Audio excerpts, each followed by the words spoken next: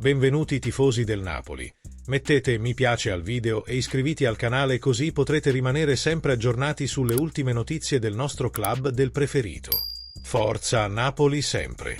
Parlando del tecnico del Napoli, invece, cosa dice Conte ai suoi giocatori nelle battaglie punto a punto? Ha una capacità di comunicare con la squadra, ti convince e ti fa emozionare.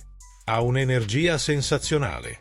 Convince subito i giocatori con la sua chiarezza tattica. Sai perfettamente cosa ti succederà in campo e cosa devi fare. Il giocatore si fida completamente di sé, si fida e lo segue. Tutti accettano i suoi ordini perché sono convinti dai risultati. La stagione sta andando molto bene. Stiamo facendo un gran lavoro. Il girone è straordinario e ora perdiamo queste 8 partite che sono finali. Rimpianti? Mi manca non aver segnato un gol in Champions League, ma averci giocato è già un segnale. Cosa le chiede l'italiano? Sono contento che abbia fatto doppie cifre, ma devo continuare così. Sapevamo che lavorando insieme in modo umile avremmo potuto fare bene le cose. Tornare in Champions League sarebbe un sogno, ma affrontiamo una partita alla volta. Quanto è stata emozionante la chiamata con l'Argentina? Dopo la partita, un uomo della squadra di Scaloni mi ha chiamato ed ero così felice. Era un sogno che avevo fin da bambino. È stato il giorno più bello del mondo.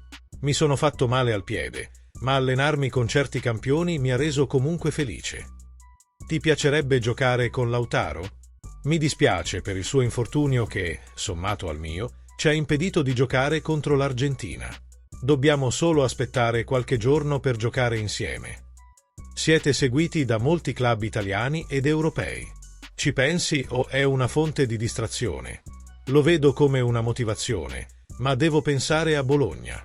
Mancano 8 finali e devo restare qui al 100%. Lunedì arriva il Napoli. Penso che ci sarò. Sarà una partita difficile contro una squadra di alto livello che ha bisogno di vincere per restare vicina all'Inter.